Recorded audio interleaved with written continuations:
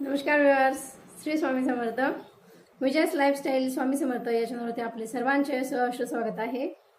आपल्या आजच्या व्हिडिओतून आपण बघणार आहोत की गुरुपौर्णिमानिमित्त श्री स्वामी समर्थ महाराज यांची करायची असलेल्या सेवा, तसेच दत्तगुरु महाराज यांच्याही सेवा आपण आपल्या आजच्या व्हिडिओतून बघणार आहोत. तर चला सुरुवात करूया आपल्या व्हिडिओला.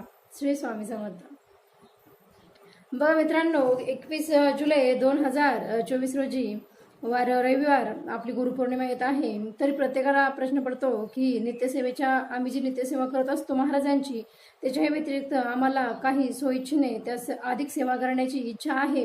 तर आम्ही कुठकुठल्या सेवा ह्या करायला हव्या आणि त्या कशा करायला हव्या असे प्रश्न पडतात. तर आपल्या सर्व प्रश्नांचे उत्तर मी घेऊन आले आहे आपल्या आजच्या या व्हिडिओमध्ये. तर श्री स्वामी समर्थ महाराजांचे नित्यसेवेमध्ये आपण बघतो की आपण नित्यशः महाराजांची आरती, त्यानंतर 11 माळी जप, श्री स्वामी समर्थ श्री स्वामी समर्थ असा 11 माळी जप, तर नंतर स्वामीचरित्र सारामृतातील नित्यशः 3 अध्यायाचे पठण हे करत असतो. याही व्यतिरिक्त तुम्हाला सेवा करायची इच्छा असेल तर आपण त्या सेवा अशा करू शकतो की जी आपली नित्यसेवा असते, म्हणजे जी की आपल्या आरती या 11 माळी वगैरे हे सातत्याने चालू ठेवून त्याचबरोबर आपल्याला संकल्पपूर्वक निर्धार करायचा आहे आणि महाराजांची सेवा करायची आहे. ती म्हणजे स्वामीचरित्र सारामृताचं आपल्याला पठण करायचं आहे.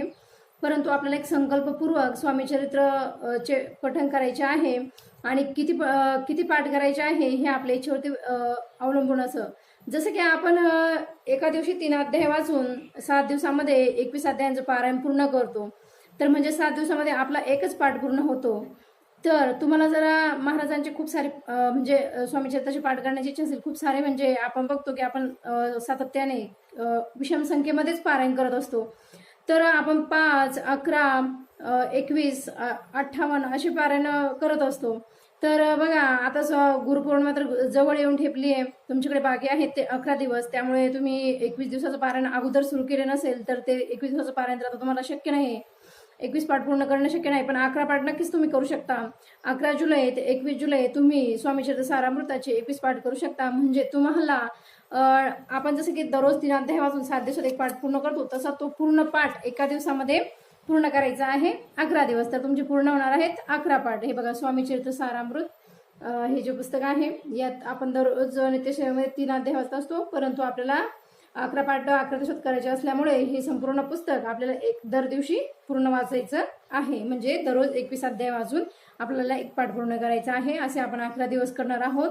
त्यामुळे आपले गुरुपौर्णिमापर्यंत होणार आहेत स्वामीचरित्र सारामृताचे 11 पाठ.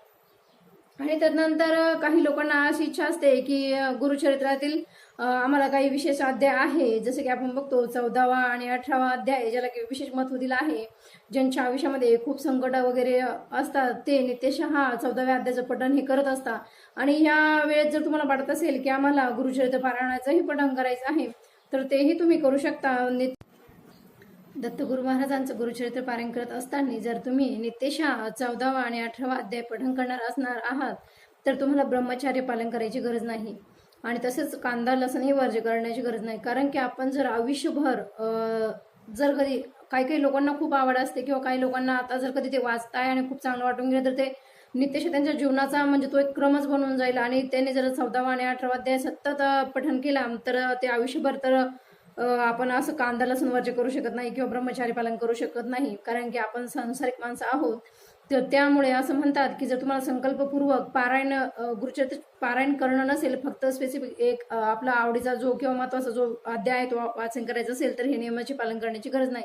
तर तुम्ही गुरुपौर्णिमा निमित्त स्वामीचरित्र सारामृताबरोबर गुरुचरित्रातील तुम्हाला आवडणारा 14वा 18वा अध्याय याचेही पठण करू शकता. आणि तदनंतर मित्रांनो, तुम्हाला जर वाटत असेल की आपल्याला गुरुपौर्णिमा निमित्त गुरुचरित्र पारायण करायचं आहे, तर नक्कीच आपलं पारायण 7व्या दिवशी गुरुपौर्णिमा येईल या हिशोबाने गुरुचरित्र पारायणाचा प्रारंभ आपल्याला करायचा आहे. आणि गुरुचरित्र पारायणाचे नियम, त्याचे म्हणजे ते खाण्याचे, पिण्याचे, झोपण्याचे बरेचसे नियम आहे आणि पूजा मांडणे आहे, त्यानंतर उद्यापन आहे. हे सर्व कशा प्रकारे करायचं हे जर तुम्हाला माहिती करून घ्यायचं असेल तर विजयास लाईफस्टाईल स्वामी समर्थ या चॅनलवरती मी संपूर्ण व्हिडिओ टाकले आहेत, तर तुम्हाला ते व्हिडिओ बघता येतील. तर नक्कीच त्या व्हिडिओचा पण लाभ घ्या आणि अशा प्रकारे आपल्या गुरुपौर्णिमेला स्वामीचरित्र सारामृताचे 11 पाठ करा. तदनंतर तुम्हाला आवडीनुसार गुरुचरित्रातील अध्याय जे आवडीचे असेल किंवा गरजेचे असेल त्याचे पठण करा, नाही तर संपूर्ण चरित्र हे पठण करा. म्हणजे जे काय शक्य होईल ते संपूर्ण करा. आणि संपूर्ण करत असताना जी आपली नित्यसेवा असते 11 माळी वगैरे ते बंद करू नका, तीही नित्यसेवा चालूच ठेवा. आणि अशा प्रकारे आनंदाने आपले श्री स्वामी समर्थ महाराजांचं गुरुचरित्र पारायण नक्कीच करा. आणि हे गुरुचरित्र पारायण करत असताना जर मन लावून वाचलं तर असं वाटतं की साक्षात या घटना आपल्या समोर घडत आहे. जेव्हा आपण स्वामीचरित्र सारामृताचं पठण करत असतो, बरेचदा आपलं पठण करूनही होत असतं आणि आपण नित्यशा 3 अध्याय वाचन केल्यामुळे आपल्याला असं वाटतं की आता मला स्वामीचरित्र बऱ्यापैकी म्हणजे कळून चुकलं आहे किंवा माझं वाचून झालं आहे. आणि खूप दिवस सेवा करून झाल्यानंतर जुन्या सेवेकरांनाही असं वाटतं की आता दररोज काय वाचायचं. प्रत्येकाला वाटलंच असेल असं मला माहित नाही, पण मला स्वतः मी खूप वेळेस वाचलं आणि मला संपूर्ण आता कुठल्या अध्यायामध्ये काय वगैरे आहे असं कळल्यानंतर मला एक दिवस असं वाटलं की दररोजच आपण ते वाचतोय आणि आपल्याला तर आता पूर्ण स्टोरी माहीत होऊन गेली आहे. स्टोरीज त्याला आपण म्हणू शकतो किंवा स्वामींचं पूर्ण चरित्र आता मला माहीत होऊन गेलं आहे कुठल्या अध्यायामध्ये काय आहे. तर का बरं ते दररोज वाचायचं असं माझ्या मनामध्ये एक दिवस प्रश्न आला होता. परंतु नंतर मला स्वामींनीच ते इनडायरेक्टली मला कळवलं की हा जो वेळ असतो जी की आपण स्वामीचरित्र वाचत असतो ही तर खूप उच्च कोटीची सेवा आहे. कारण की आपण स्वामीचरित्र वाचत असताना आपल्याला जरी पूर्ण स्वामीचरित्र आता मुखपाठ जरी झालं असलं तरी ते वाचन का करायचं, कारण की आपल्या आयुष्यातला वेळ जसा की आपण आपल्या नोकरीला, मुलाबाळांना, आपल्या परिवारांना देत असतो तसा तो आपण आपल्या आयुष्यातला अनमोल असा वेळ आपल्या स्वामींना दिलेला असतो आणि त्यावेळेत आपण आपल्या स्वामींसोबत असतो.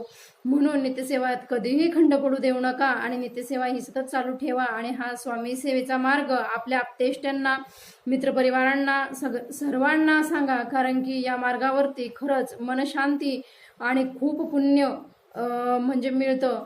आणि कुठल्याही दुःखावरती सोल्युशन या सेवेमध्ये आल्यानंतर तुम्हाला कळेल. आणि म्हणजे एक चांगलं व्यक्तिमत्व घडण्यासाठीही स्वामीची सेवा ही खूप महत्त्वाची व मोलाची ठरते. माझा तरी असा व्यक्तिगत अनुभव आहे आणि तुम्हा सर्वांनाही सेवेकरांना आलेलाच असेल. महाराजांच्या प्रचिती ह्या म्हणजे संपूर्ण भक्तांना येतात, कधी कोणाला उशिरा तर कधी कोणाला लवकर, पण महाराजांच्या सेवेची प्रचिती आल्याशिवाय राहत नाही. म्हणून खूप मनोभावे महाराजांचं चरित्र हे नित्यशा वाचन करायचं असतं. परंतु काही विशेष जयंती वगैरे निमित्त तर आवर्जून आपल्याकडनं ज्या होईल ते जास्त सेवा करायची असतात. तर आशा करते की तुम्ही सर्वजण 11 दिवसामध्ये म्हणजेच 11 जुलै ते 21 जुलैपर्यंत स्वामी चरित्र सारामृताचे 11 पाठ पठण कराल. श्री स्वामी समर्थ.